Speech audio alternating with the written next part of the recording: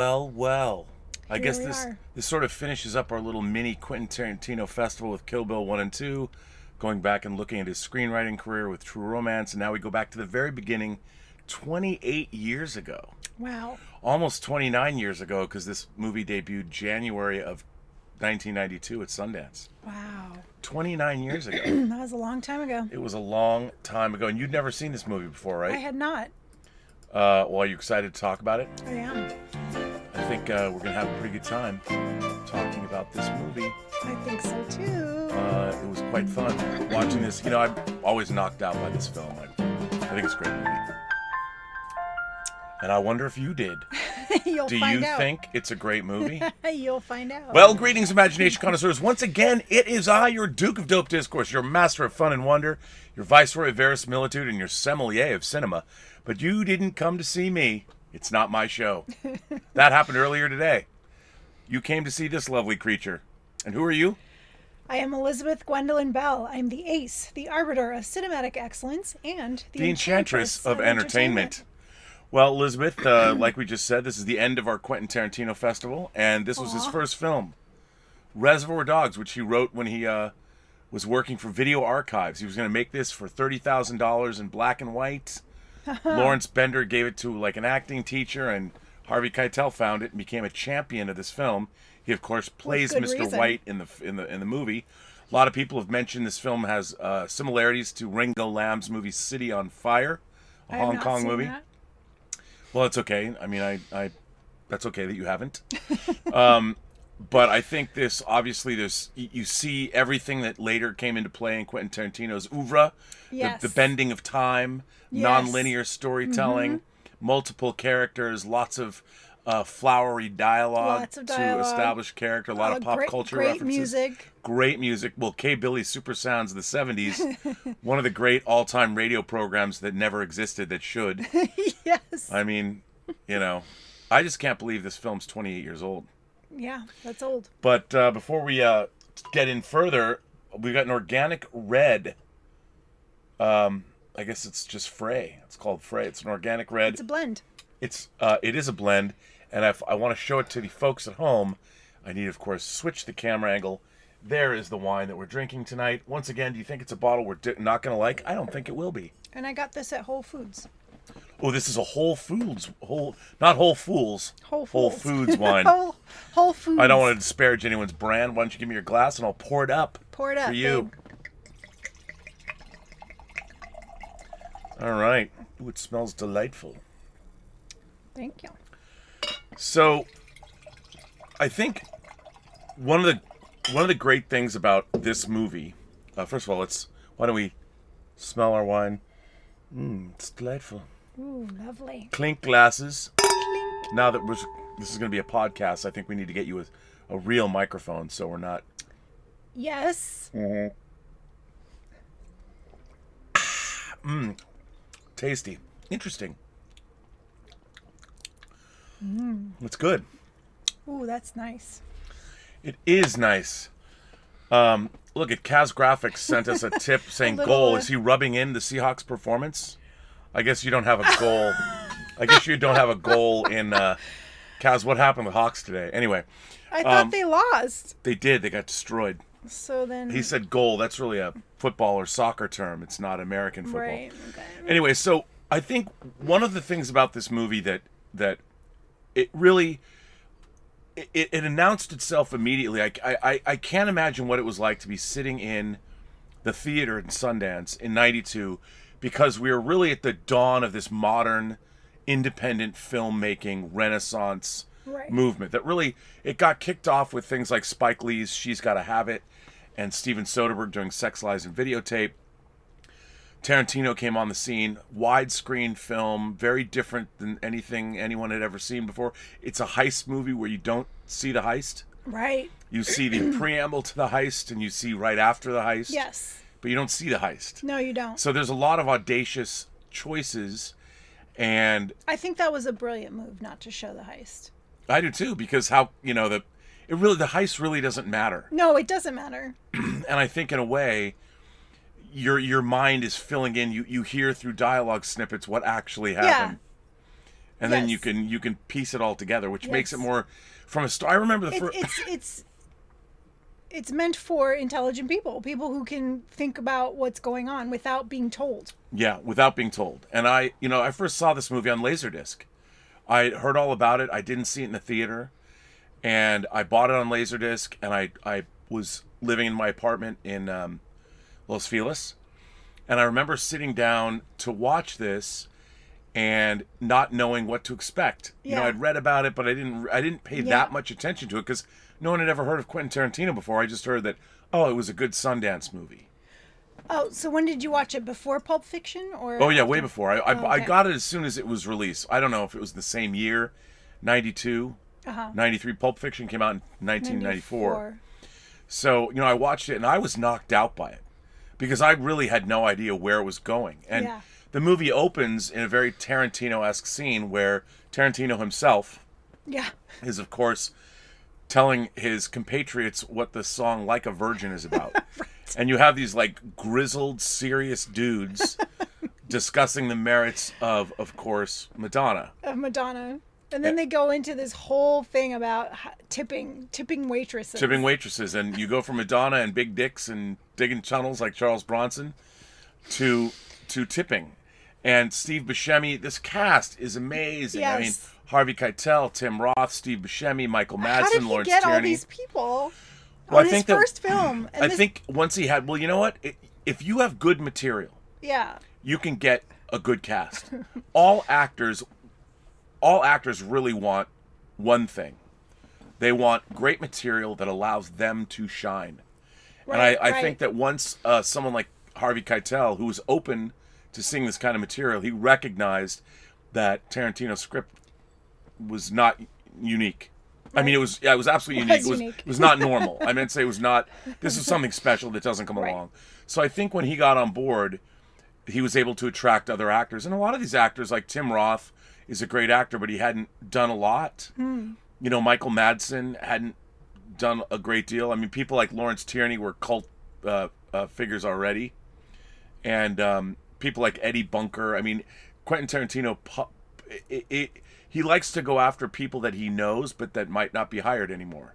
Yeah, that's really cool. He brought back John Travolta from The Abyss, basically, in Pulp Fiction, and I think that's really smart. And from a directorial standpoint, he has people that he already wants.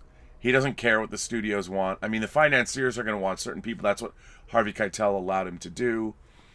And the opening scene is the most incongruous thing you can possibly imagine.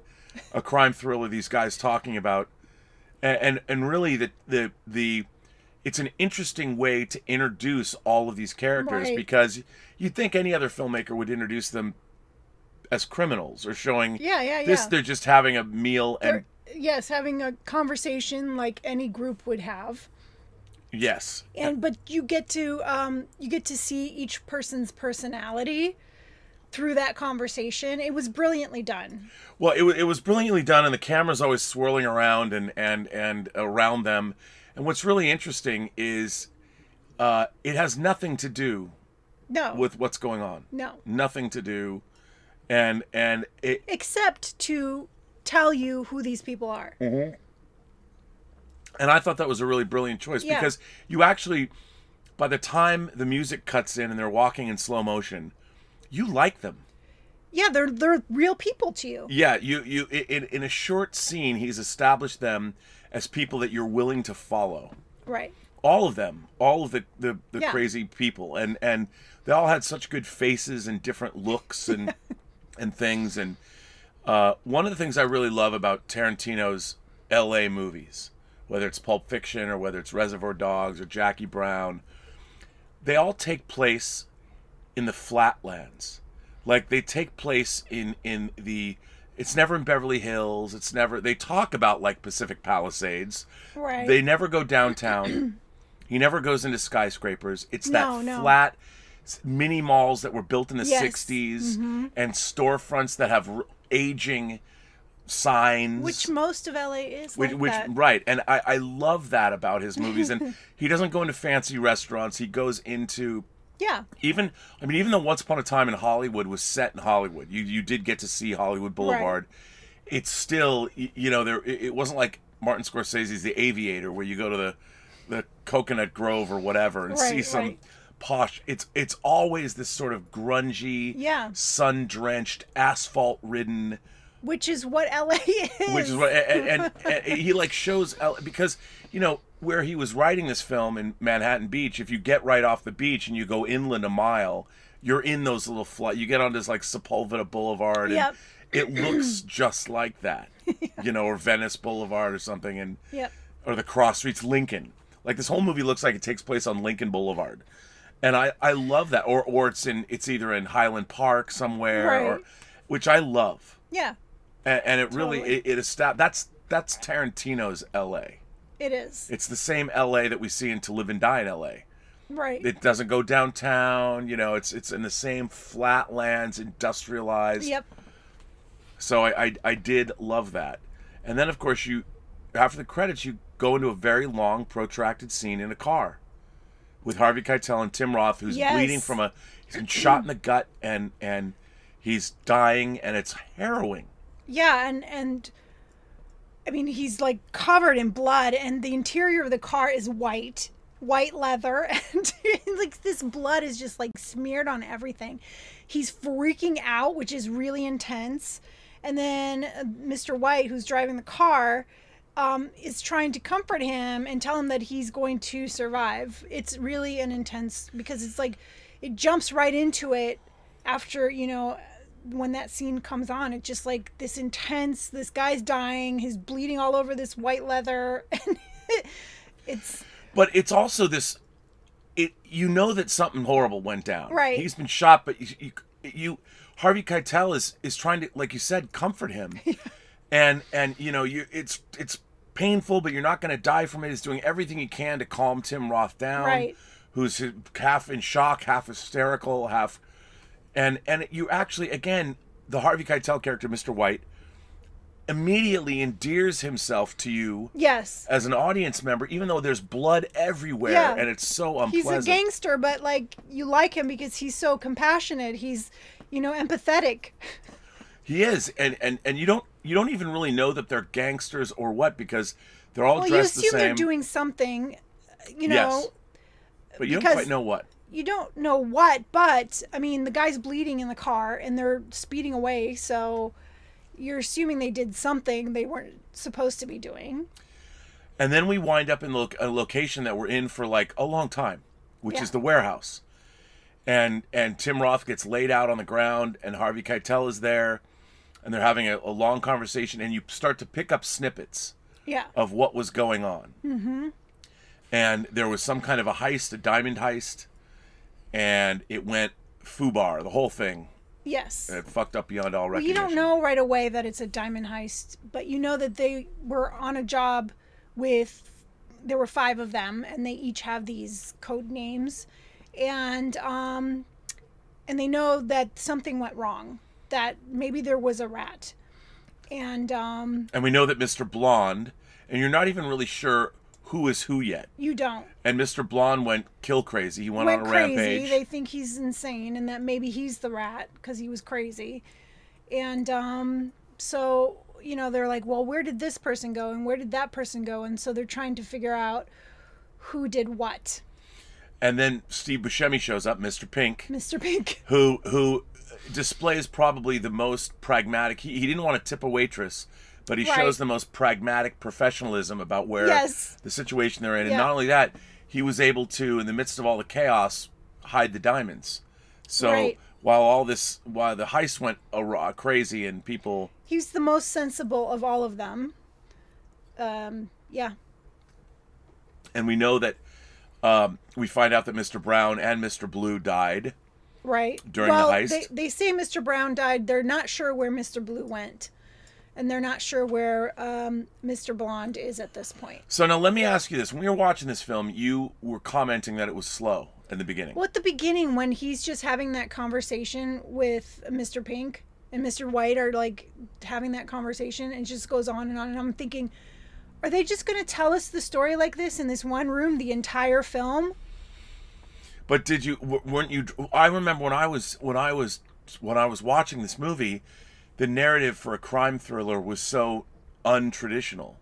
Now it's almost cliche, but at the time, I hadn't seen it, so I was hanging on everything that they were saying because it was an Well, it was info hard to dump. follow because, first of all, the sound, I couldn't really hear all of the dialogue. I couldn't tell what they were saying most of the time.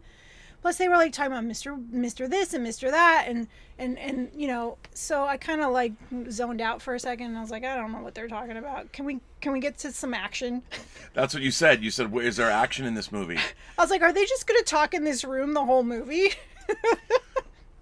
Well, and then the first time we get out of that room, really, we see Mr. White talking to Joe Cabot, the head, Lawrence Tierney. Right. And Mr. White and Joe Cabot go back a long way. Yes. And Joe Cabot's son is Chris Penn, and he's nice guy Eddie.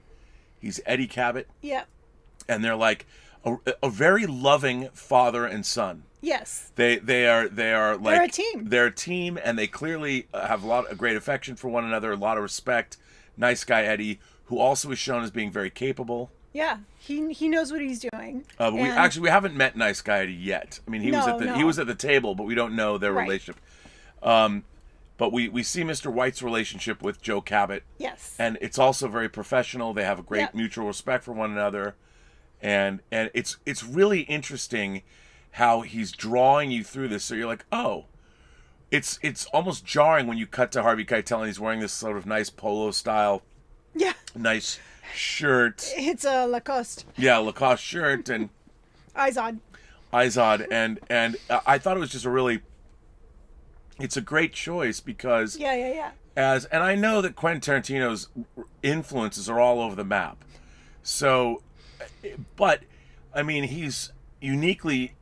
I don't think, but between this and Pulp Fiction, I don't think since Escape from New York and The Road Warrior were there ever more or Terminator. There were so many crime thrillers all through the '90s that tried to emulate what Tarantino was doing, and nobody could get it right. Right. And they just couldn't get it right. It never rang true. Right.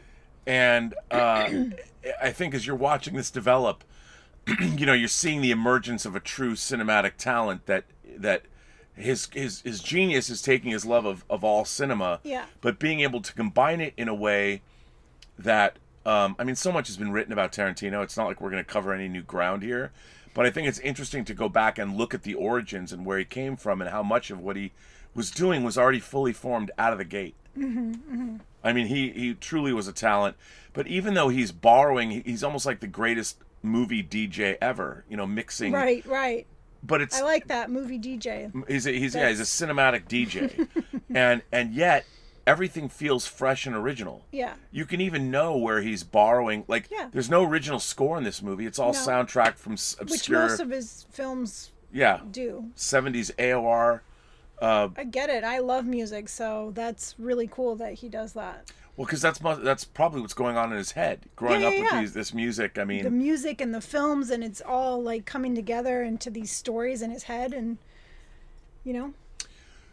Now, did it draw you in? Like when we started, once it started going, yes, definitely. After that first conversation with Mr. Pink and Mr. White, then after that, it started. Did the you ball have started rolling. Did you have a favorite character? I mean, you kind of feel bad for Mr. Orange because he's dying, and then you see how compassionate Mr. White is and how he wants to save his life, and so then you kind of like feel for him. You feel for both of them. I think those two, I really. I mean, you really see the story. It's really interesting because you see the story through the eyes of one character, and then it shifts to the other. It does. You go from Mr. White, and there's a great surprise in the middle of the movie. I mean, from a plot standpoint, something you don't see coming. The reveal of Mr. Orange. Oh, right. I kind of suspected from the beginning. Did you? Yes, absolutely. Come on, you suspected? From the beginning. See, I didn't. When I first saw it, I didn't suspect. What made you suspect? Yeah, once he had that conversation with Mr. Pink, I was like, maybe. See, the first time I watched it, it got me. Oh, really? Yeah, I didn't realize. Yeah. So when it was revealed that he is the cop, I was like, Yeah. Yeah. I was so wrapped up in the way the story was being told that it really, that's why I think, I mean, when people ask what's your favorite Tarantino movie, there are many, you know, whether it's Pulp Fiction, the Kill Bill movies, Inglourious Bastards, Django Unchained, Jackie Brown, they're all really fun, but nothing knocked me out the way this movie did. And seeing it for the first time, because I just thought it was a little independent movie. I had no idea what kind of a movie it was. Yeah, plus you saw it when it, you know, before he made any other films. And so I think that if you see it before you see any of his others, like you have a different appreciation than now. Like I've seen most of his other films. And so going back to seeing his first film, it's probably a different, you know, experience than seeing it before he made any others. Right. And I think what's interesting about this movie is so much of it takes place in this one location in the warehouse. Yeah. And no money. I mean, it's beautifully photographed, but it doesn't cost a lot. Right. I mean, this whole movie just lives and dies by the acting and what's on the page. Yeah. And there are some really great, like, when you get into the flashbacks of the actual heist, there's some great tracking shots where the characters, like Mr. Pink, is running down the side of the road, the sidewalk, Right. being chased by the cops. I mean, there's great camera work in here. Yeah. And he uses split diopter shots, and he really uses the widescreen frame. And when there are push-ins, they're very judiciously used. And, I mean, he's so fully formed as an artist coming out of this film. And when you watch it again, you think that, oh, we're going to see, like when you watch an early Cronenberg movie like They Came From Within, it's rough. I mean, it's low. It looks low budget. This film, even though it is low budget, very low budget, it feels bigger than it is because of the untraditional way that the story's told. And the acting is so good. And he always gives such depth to his characters. So, yeah, this is pretty amazing for a first film, like mind-blowing. It is mind-blowing. And then we meet, you know, I have to say, Mr. Pink, I also really appreciated that character. You know, I didn't feel the same way about him that I did the other two, but I thought he was really, like, the most intelligent character, the most, you know, he knew what he was doing. Right. And he was very cautious, and he was, like, you know, rational. He was careful. So, yeah, I thought he was an amazing character, and I think Buscemi is an incredible actor. He is an incredible actor. I don't even know, did he do anything before this? No, he was like a character actor. Yeah. You know, but again, this is it's a big role for him. I would say he's definitely a co-lead. Oh, absolutely. In this film. I mean, he's got great, and it's very funny because when you meet him, he's kind of like you said, what a dick, like not wanting to tip waitresses. And the fact that you're brought around on his professionalism. Yeah. You know, and it really is something that And he always says that. That's not professional. I'm trying to be professional here. Right. I don't want to know your name. You know? And I love how then we go into, again, you go to these multiple flashbacks to different or the same location. Like we go back to Joe Cabot's office.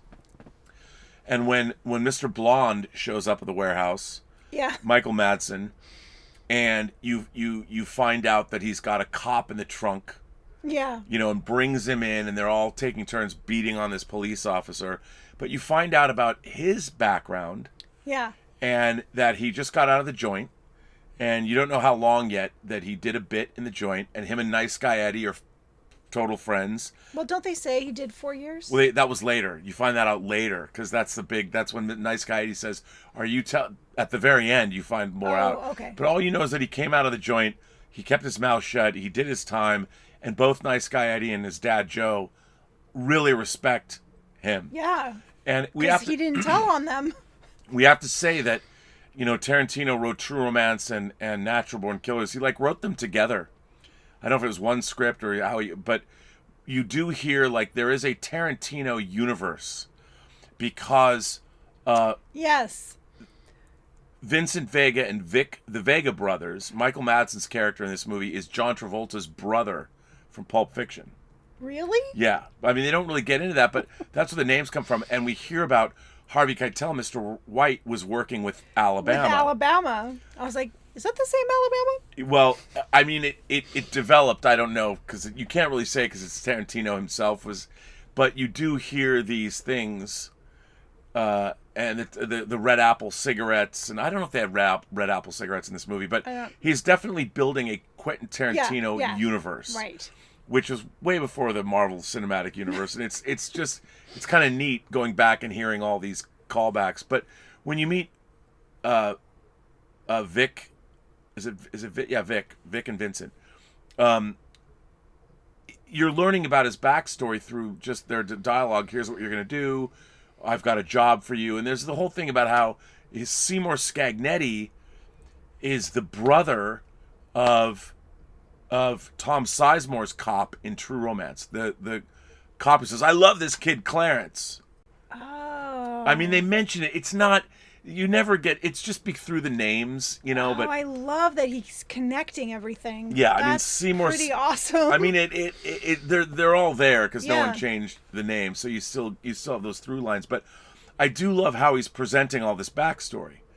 Like if you're listening for it, he's telling you these things through the relationships. That's like so cool. Like any other director would like cut to Yeah. Michael Madsen in prison like 4 years ago, right. and they would show him they establish his psychotic behavior by he'd get in some kind of a fight in the mess hall and smash somebody in the face with the tray that his lunch is on. You know, you'd. But that's the shocking part is like, okay, so you keep hearing that he's crazy, but he's like so calm.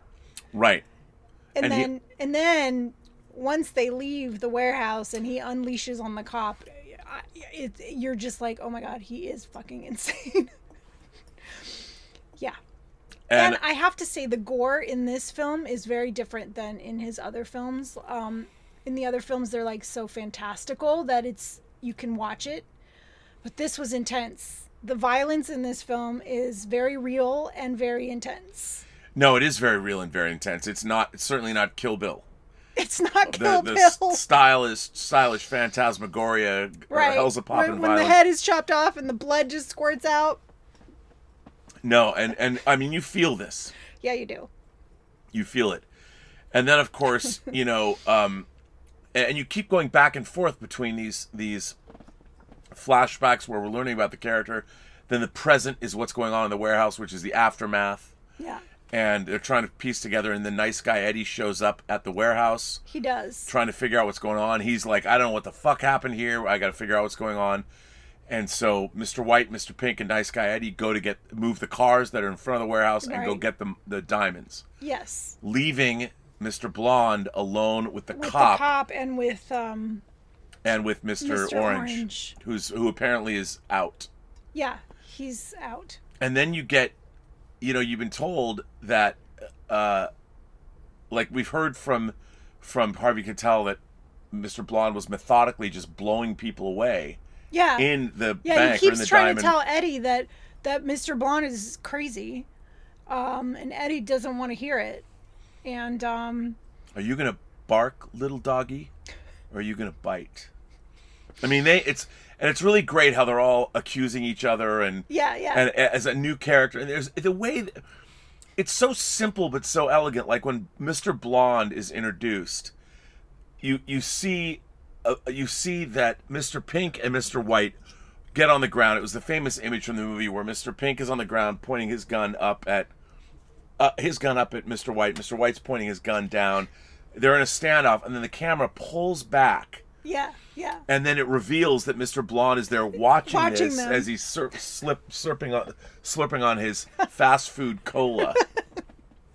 That's in not in any kind of a branded. It's not like McDonald's. No. He's gone to one of those weird one-off like places where you get food. There's tons of those in LA. Yeah, like a just Tommy's. A burger place, not a chain. It's just a burger place. They're everywhere. You get those LA. plastic cups that have weird like rainbow swirls on them. They look like second-rate plastic cups. Yeah, they're just generic cups. And it's so great that was a moment where he could have gone for some kind of product placement, But if he'd gone for product placement, it wouldn't keep the verisimilitude of Quentin Tarantino's man, LA. I'm glad he didn't do that. No, it's so great. He keeps it in his universe. Yeah. Did you get fries with that? I ate them already. You know, it's just so. Again, they're like trying to get away from cops, and he stops and gets a burger and fries. And he's got this ostentatious, like, 40-year-old Cadillac too, or something, or 70s Cadillac. Yes. It's got to be from the 70s because of K. Billy Super Sounds. Yes. The 70s, and of course, when the nice guy Eddie comes, and when they go get the diamonds, leaving them alone, then Mr. Blonde's like, I'm gonna torture you. Yeah, I don't care if you were, if you know any information or not. And the cop's like, I've been on the force for 8 months. I don't know anything. And even at one point, he's like, I have a kid. He doesn't care. And then he's like, I'm just gonna torture you. Steelers Wheel, Cherry Rafferty, the Dylan-esque pop ditty, whatever, however Stephen writes. Stuck in the middle with you. And I of love course, that song. I do too. And again, very incongruous to what's going on. I'm going to torture you to this song. Yeah, Stuck in the middle with you. And he's dancing, and he's like. And he pulls out from his boot, he pulls out a straight razor. And I mean, the tension is just like, what's he going to do? Yeah. And luckily, I mean, he sits down and you know what he's going to do on the cop. And he just tells the cop he's going to this poor cop too. Yeah. I don't think you've ever felt worse for a cop in a movie than you feel you feel so bad. You feel so bad. And then, of course, famously, he uses a straight razor and cuts the cop's ear off. Cuts his ear off. And then in a single shot, he goes out of the warehouse, goes to the back of his car, gets his gasoline, brings it back in, pours it all over the cop, and is going to literally, like, inside the warehouse, burn this cop alive. Yep. And then comes, and I was following this movie. I was so into it the first time I saw it. And then I couldn't believe it. I was like, no, he's not going to do it. No, he's not going to do it. And then out of nowhere, gunfire. And it just, gunfire, like bam, bam, bam, bam, bam. And Mr. Blonde is taken out. And again, from a directorial standpoint, you've forgotten that Mr. Orange, you just think Mr. Orange is out of the game. And he blows away Mr. Blonde, just kills Michael Madsen after he's taken the ear off. Yep. And were you surprised by that, watching that tonight? Did you, when that happened? I was surprised. But I did remember, I mean, I was aware that Mr. Orange was there. So when they revealed that it was him, I wasn't too surprised. And there's bits of acting in this movie that I love. Yeah. And one of the bits of acting, it's just little, like when Tim Roth has the gun and it's already, the clip is empty. Yeah, he takes the clip out even, and he's still holding the gun. Yeah, he's like trying to still shoot in Michael his delirium. Madsen is like, he kind of staggers, and then he doesn't fall completely over immediately. But even though he's already, the thing that Tim Roth is doing, like, I'm wondering, was that an acting choice he made with the clip is empty, but he does this because he's in pain and delirious. The way they play that off, it's so good. It is so good. I mean, and the way the cops, that guy, what a great actor. Like the pain, the horror, and the way he plays it. I don't know how many takes Tarantino does, but the acting in this movie is really impeccable.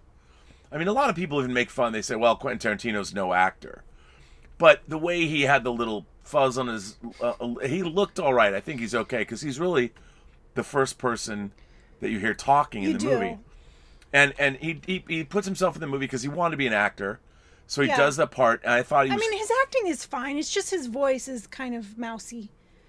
If he had a little bit of a more and he's a funny looking dude. He's very funny looking. He's funny looking, but in a very unique way. Yeah. There's nobody that looks like him. But then what's so funny is that the movie gets handed off to Tim Roth's character. Right. And then you're like, oh my God, he reveals he's a cop. And I was like, oh. And then you go into his life. You find out that, he gets hired. And I think one of my favorite characters in the movie, and now that since I have I have to see his name. I think it's Randy Brooks. Randy Brooks is Holdaway. Randy Brooks is his black commanding officer. Oh, His yeah. I would love it if they made a movie about that character. Yeah, okay. I love the character that's training him in the ways of being an undercover cop. Yeah, he is. And it's so great how they meet and they talk about how he was contacted and brought into the service of meeting Nice Guy Eddie and getting the job, and you get to see the whole thing. And then there's, I think, a terrific sequence that plays with time and space and reality, which is when all the way has him learn the commode story. Yes. It's an amusing anecdote that will, that was something that happened to you on a job. Right. And it's so, again, the way they do that is a completely different storytelling form. Because even you said when we were watching it, what'd you say? You said you loved the way. I love how they were actually visually showing you a fictitious story that he was memorizing. Right. And it starts out, he gets the story. Yeah. And they're on the rooftop. And again, they're on a rooftop in a building and you're looking out in LA. You don't see the Hollywood sign. You see maybe the tip of a building. It's just LA is this endless desert of single story houses and Yes. there is no buildings in Quentin Tarantino's LA. No. It's all single story flat land. Whether you're in the valley or whether you're in South Central or whether you're out by the airport. Because most of LA is like that. And I love that. And that's where he grew up. That was his LA. That's his experience of LA. But, and then you see that, and you see, you first of all, you see that, okay, as an undercover cop, you have to learn a story, and you have to learn it well. Then he's telling the story, and there's this montage of how he tells the story, and then you see him telling the actual story in this bar, this nightclub, when he's meeting Joe Cabot, Nice Guy Eddie, and Mr. White. And then it goes into the story that he's telling in his mind, which isn't. I mean, I've talked to people that think that really happened to him. No, it's the story that was given to him. He was memorizing the story so he would look legit, right? And he would ingratiate himself to these gangsters. And when he's telling the story, when you finally get in and you realize what the punchline is that he walks in to a bathroom holding a bag of pot, and there's 4 sheriffs there and a dog. I mean, and that was in his mind. That was what had to be the most real. You're seeing what's in his mind. Yes. And even that was a technique that's audacious for what he's trying to do. I loved it. I mean, and you watch that, and that was ballsy. It was ballsy because suddenly you're in a fantasy sequence that really didn't happen, but in his own mind, he had to have every, like he was told, every detail. It's all about the details. And even the slow, I'm sure, like he was telling Joe Cabot, in my mind, everything was going in slow motion when I hit the actual air dry, because you have to know whether it's an air dry or whether it's paper towels. I mean, and you have to know whether it's got the pink shit you had in high school or whether it was liquid soap. I mean, and how many cops were there and what kind of a dog was it? And it's just, it's so great. Yeah. Very good. And then the movie all is leading up to the final, the final showdown when it's all revealed. But we've learned Tim Roth's backstory. We learned how he became an undercover cop involved in this thing, and you saw Mr. Blonde's backstory. You saw Mr. White's backstory, and Mr. Pink. And well, you didn't really see Mr. Pink. No, you saw see him, the heist. You saw what happened, yeah. and you saw that, which is interesting. You see him post heist, and how he got away, and then you also see how Mr. Brown died and Mr. Blue, and you don't know what happened to him. That's because Harvey Keitel left. He had to get out of the car. Right. Then you see how Tim Roth was shot. Again, you find out shockingly that he killed a civilian who shot him. You can see the pain in his face because he's a cop, right?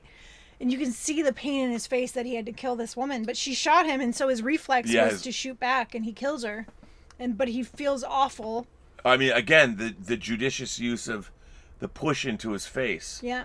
I mean, there's a couple of push-ins. Usually, I think they're only to Tim Roth. And again, using cinematic language. The thing is, Tarantino, even as a new director, he's using cinematic language. Even the directors who've been working for 20 years don't use. I mean, every single shot, he really knows what he's doing.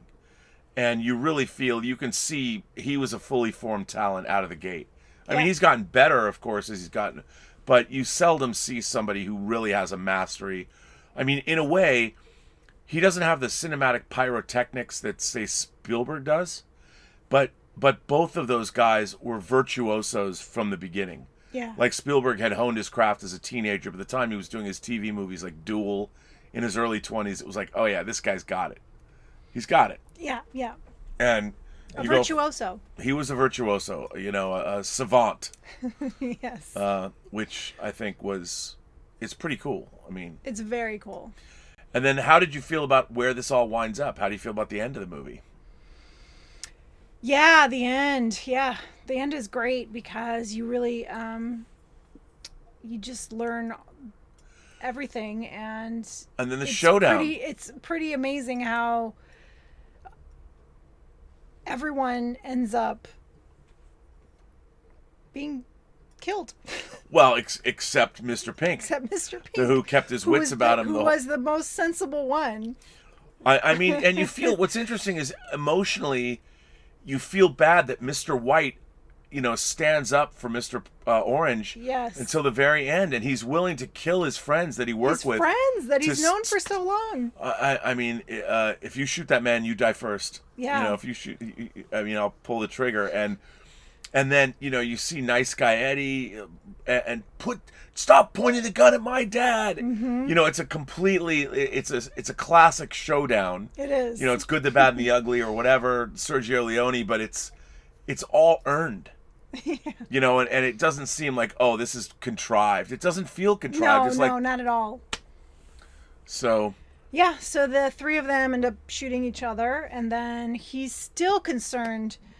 He's shot. Mr. White is shot, and he's still concerned for Mr. Orange, and even puts his head in his lap and is stroking his face, and then Mr. Orange reveals that he's a cop. I mean, and the acting, I mean, that these two guys shot, they're now both shot, bleeding out, dying. The acting is so great, but they don't, the ending ends on sort of an ambiguous note. It does, because the camera kind of moves up and you don't see. You see Mr. White holding the gun to Tim Roth's head. Right, but then you don't see his head. And then you see that you hear the cops finally cops burst come. in, and you do hear a gunshot before the cops unleash on Mr. White.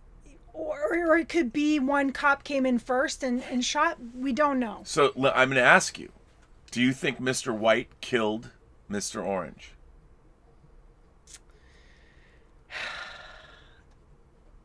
I mean, I can imagine it either way. Although I think that he doesn't. See, I think he does. I think Mr. White kills Mr. Orange, if only because everybody's sort of in this universe. You can't allow what happened was Mr. White allowed his emotions to get the better. Yeah. He had a patriarchal, sort of a fatherly attachment to. He did. He thought of him as a kid, like this is my kid in a way. And at the end, you have these two fathers squaring off against their sons. One's protecting his son, and I mean, it really is that way. It's this familial. It's not like the Montagues and the Capulets, but you've got the older guy and the younger guy, the father and the son, and they're all in it together. And yet, because they're all criminals and because innocent people have died, they're all doomed. Yep. They're all doomed. And Tim Roth killed a civilian. He did. So I think that, unfortunately, rightly or wrongly. Yeah, I mean, I've thought of it both ways, that Mr. White did kill Mr. Orange and then the cops killed him. Only because I feel like that kind of completes everything. It's like everybody's dead except for Mr. Pink. But then I thought, well, he was so compassionate even in the end. Like, why would he kill him after protecting him for so long? Because he was protecting him, thinking that he was legit. And I think the ultimate betrayal in the movie is Mr. Orange's betrayal of Mr. White. I mean, he's an undercover cop. I understand that. But what's interesting is these criminals all have a code. Like Mr. Blonde was in prison for 4 years. You find out he did 4 years in time which led up to that. And there's that great, again, another revelation where Nice Guy Eddie's like, are you telling me that Mr. Blonde, a man who went in prison and shut his mouth even though they tried to make a deal with him, are you telling me that that guy like sold us out? Yeah. You know, and he says early, it doesn't make it necessarily so just because someone says something. Yeah. And Nice Guy Eddie was shown, what I loved about that is these criminals were really capable. They were, these guys were not setting themselves up to fail. Of course not. It was the monkey in the works. It was the fact that they had this, they were really good criminals that had done this for a long time. And it was the fly in the ointment that led to everyone's doom. Yeah, and even Joe says, like, I kind of wasn't sure about this one. He's the only one I wasn't sure about. So, yeah, he knew. He knew, but he did it anyway. Yeah. So, now, looking back on this, what did you think of this movie overall? This is a great movie. It is a great... Yeah, I really, really, really like this movie. It is a great movie. Yeah. And I love this film, and it really has lost none of its power. It doesn't feel dated.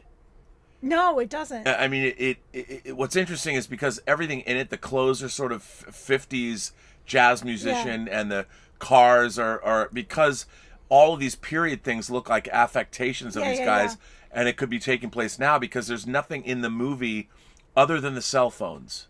Right. The brick-like like phones. Giant phone. Yeah, the early 90s phones. But Yeah. other than that, I mean, I could even imagine that these guys use old technology so it can't be traced. Right. You know, but I mean, obviously that.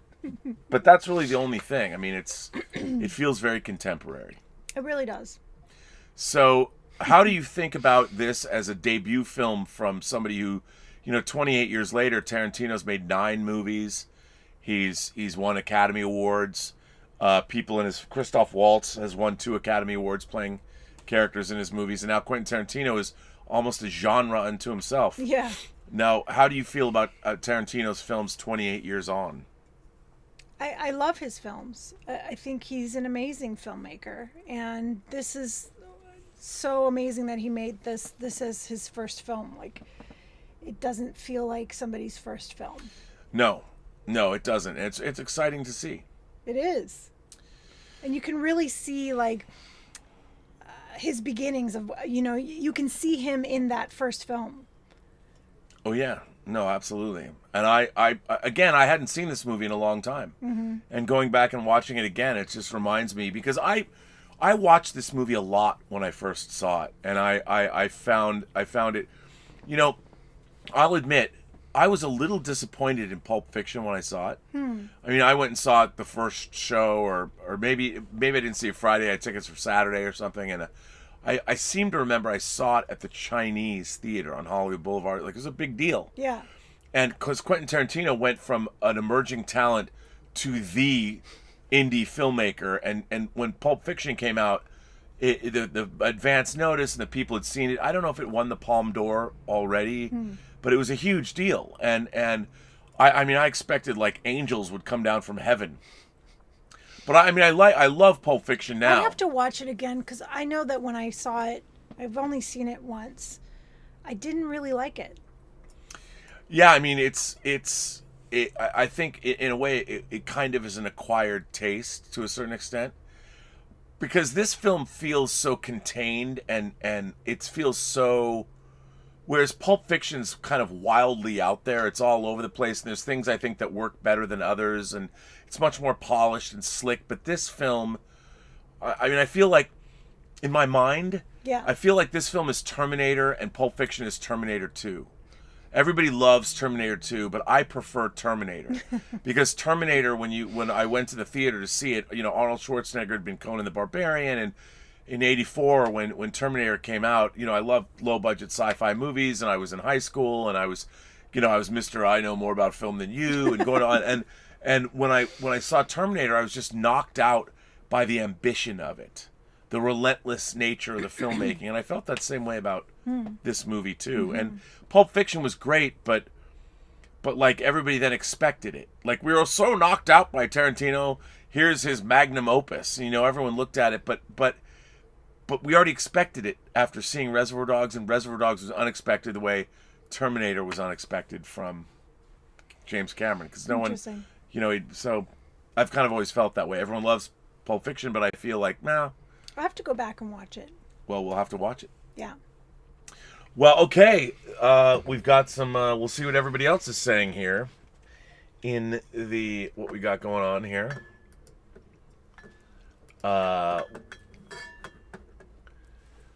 Let's go back and see. Oh, hey, Julius is here. Hello, Julius. Hello. Let's see where we are. Kaz Graphics sent us a super chat. The cheesemonger of the Burnettwork. Thank you, Kaz. Thank you. Very nice of you to do that. Timbula the Spider Monkey says, while I was living at home with my parents, I had a poster on one wall with Michael Madsen holding his straight razor with, I don't give a fuck what you know or what you don't know, but I'm going to torture you anyway. On the wall opposite, the Marx Brothers. Of course the Marx Brothers were there. Wow. What a great juxtaposition. But yeah, I mean, that's one of the great things about the character. Your parents let you have a poster like that? Wow. They're Australian. You can swear in Australia. People don't. Yeah, but like, so like, wow. I love that. Julius is here. Julius sends in a tip. Thank you, Julius. Julius is, of course, we've got our cheesemonger and our sommelier. We do. In the chat tonight. They are here. Julius says, even if you know nothing about the movie as a whole, it seems everyone knows the iconic dance scene and its grisly ending. When you mention actors needing great material to shine, well, there it is. Oh, yeah. And again, you know, I always wonder, was it scripted that he kind of does this little dance, or was that Michael Madsen? And I think Tarantino is the kind of guy that, like, he loves his dialogue. But I think as a director, he's going to want you to do, like, say the words that he's written, but allows, again, maybe he wrote that. Because the characters are so deep, I think, you know, it's important for the character to be real in that sense. Right. Like, yeah, of course he's going to dance to this song. He loves this kind of music. Yeah, but the kind of dancing that he does, it's so great. It's so great. Madsen's so great in this. And of course, you know, they didn't work together again until Kill Bill. Yeah. And everyone identified Michael Madsen. He says it in that documentary. Everyone thought, well, I'm like Quentin Tarantino's guy. And he's like, we did one movie together, his first movie, and now coming back and playing Bud in Kill Bill. And he's great in that too. He is. He's really, really, he's great in that.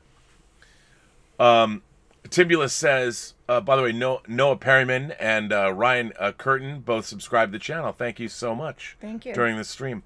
Timbula the Spider Monkey says, Tarantino's acting is okay until he's doing his Australian accent in Django Unchained. Oh boy. Yeah, I mean, I do think that, of course, Tarantino is in Pulp Fiction, and I think his acting is what it is. He's got to stick to directing. I know that, but I don't begrudge him that. No, I love that he puts himself in these films. I think it's great. I can't begrudge him that. Julius says, your next wine club order is something very appropriately entitled FU 2020. Yes! Also, because I know she likes it, I'm sending Miss Elysabeth a separate order of the Panache.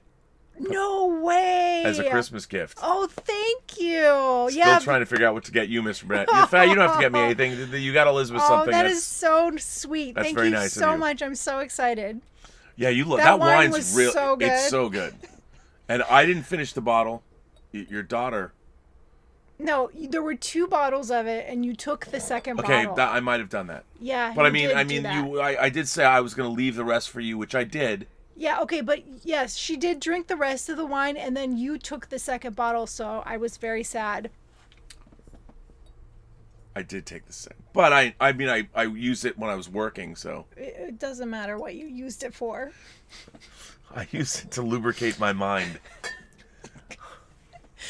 It was good. Jonathan Rodriguez sends in a super chat and says, thank you, guys. Well, Jonathan Rodriguez, thank you.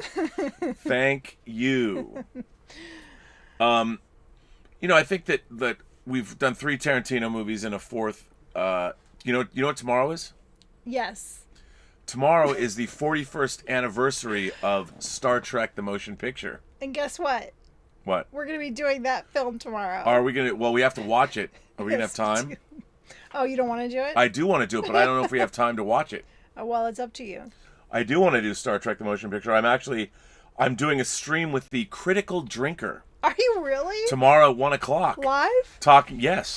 Talking about storytelling and Star Trek: The Motion Picture. Oh, that's pretty cool. Yeah, the critic, who I'm a huge fan of. Yes, I know. I make you watch all of Critical Drinker's videos.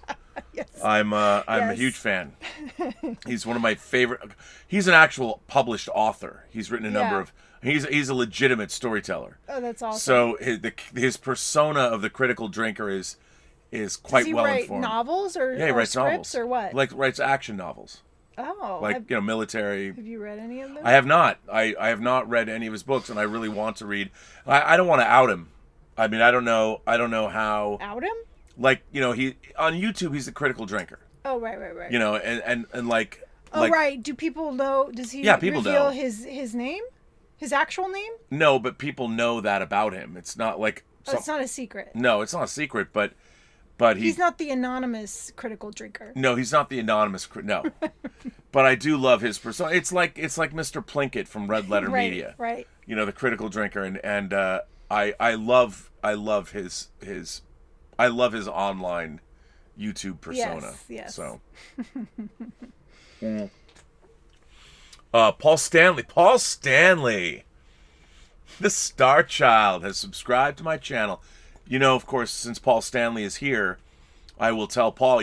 Paul, my first rock concert was in fact Kiss. Kiss, the Dynasty tour, the last tour I think they had their makeup on before they took their makeup off. Wow. My first, and I went with Jeff Swafford and Pam Comstock, Seattle Center Arena, 1979. Very cool.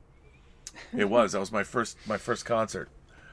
Roberto Suarez is here. By the way, how great was Roberto's gift to us? Yes. Where we're going to make... Pretty amazing. Roberto Suarez sent us... We're making Puerto Rican eggnog. Puerto Rican eggnog. Eggnog. Or Puerto Geekian. Because right. Roberto is the Puerto Geekian. That was very sweet of him to send us that Christmas gift. Mm-hmm. I love that everybody sends us alcohol. I know, right? It's pretty fantastic. Like, people really understand that, yeah, you don't have to... There's you can buy me whatever, but... They're all enablers. I love that, though. I think it's great. So thank you, Roberto. That was great. And that bottle, though, that bottle's dope. The 007 black rum. The black rum. Pretty cool. Yeah. Mm-hmm. And that I love that. Mm-hmm. And it's by the family that owns GoldenEye, Ian Fleming's estate, and we're going to make Puerto Geekian rum. It's a family recipe. Right. It's a Suarez Puerto Rican family recipe. Yeah, it's got coconut cream and condensed milk. Condensed milk. Sounds amazing. That sounds amazing, and I will of course make a video. Yes. We'll make a holiday video together. That, and we have to make wine. We do have to make wine. Every time I see the box, I'm like, oh man, we haven't made the wine yet. Yeah, but I've been in school. When my semester's over, we will make the wine, and we will make the rum cocktail. We will make the rum cocktail. So theoretically, Star Trek: The Motion Picture tomorrow. Yes. And if we don't do it tomorrow, which is on the actual anniversary, we might do it Tuesday, only because we need time. You like to watch it the night before, and we have to watch the director's cut. And you've gone through Star Trek, the original series. You've gone through Next Generation. Now you're in the middle of Deep Space Nine. So going back and watching the motion picture will be fine. So I think we should plan that. Even though tomorrow's the actual 41st anniversary, let's slate that for Tuesday. Okay, that works for me. So we're doing Star Trek, the motion picture, on Tuesday. On Tuesday. Sounds good. It's just so strange because I know that 41 years ago, I was at the John Dance Theater in Bellevue, Washington, seeing Star Trek: The Motion Picture. Let's see. We've got Jonathan Rodriguez sends a super chat and says, "Do you think we can make a short film from the Critical Drinker book and share it with the world? Well, I have to tell you, because I always say to people, it ain't show friends, it's show business. I would never presume to adapt anything the Critical Drinker has written without paying him. You'd have to buy the rights. I would never go to somebody. I would never say to a novelist, "I'd like to adapt your work. Give it to me for free." Yeah, of course. No. I'll tell you what I can though adapt. I can adapt short stories that are being submitted. That's right. For those of you who don't know. Now that our film festival entries are closed, a new contest begins. We are going to publish a hardcover anthology of short stories written by you. And the book is called The Imagination Connoisseurs, because even though I came up with the term, I don't necessarily know. I have a very loosey-goosey definition of what it is. So you're going to be an editor. You're going to read the stories. Can I write a story? If you would like to. I would love to. But what if I don't like it?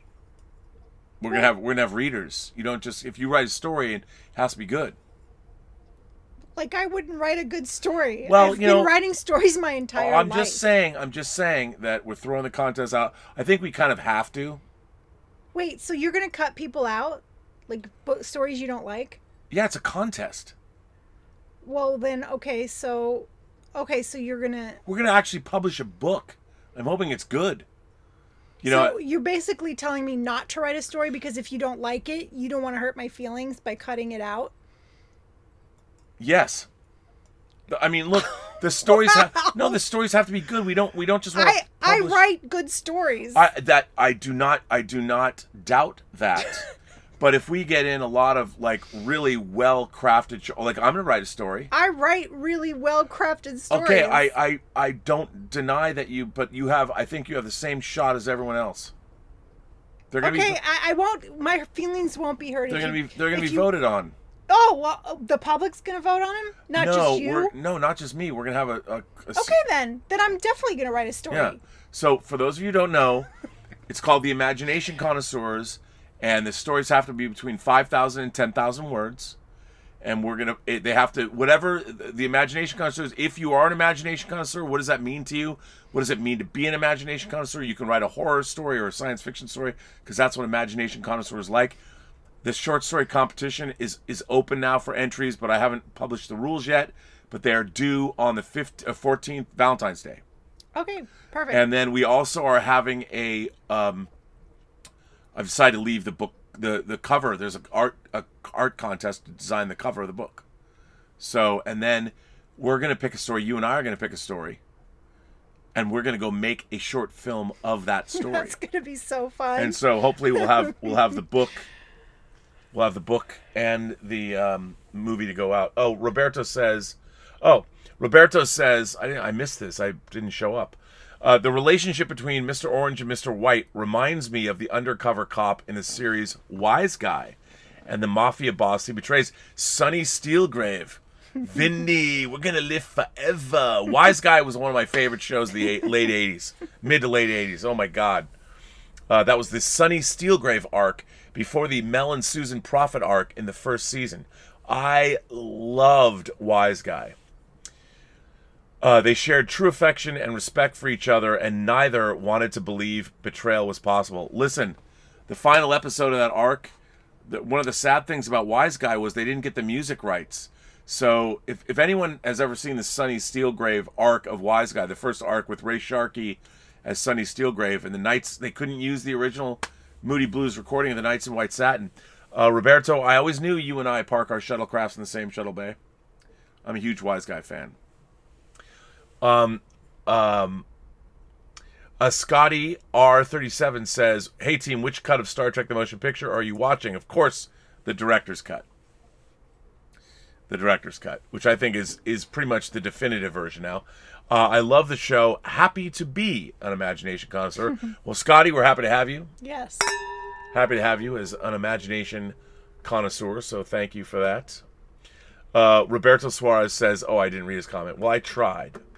I did. I got to it.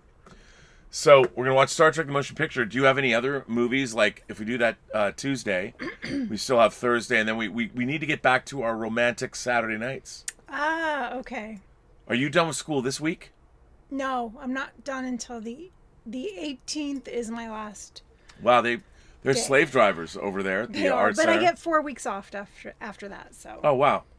Oh, that's good. So maybe we can start our Star Trek show. Exactly. We will start our Star Trek show. The Heart of Trek, A Couple's Guide to the Final Frontier. Mm-hmm. That's the name of our show, which is great. Well, okay. The time has come. The time has come. The end of the line. Yep. So I guess, well, this is a great show. So let's ask, Elysabeth. We'll ask you on our sliding scale of bottoms up, our bottoms up scale. Uh-oh. The Richard says, hello, the Richard. Letters will appear tomorrow. I sent in one for today.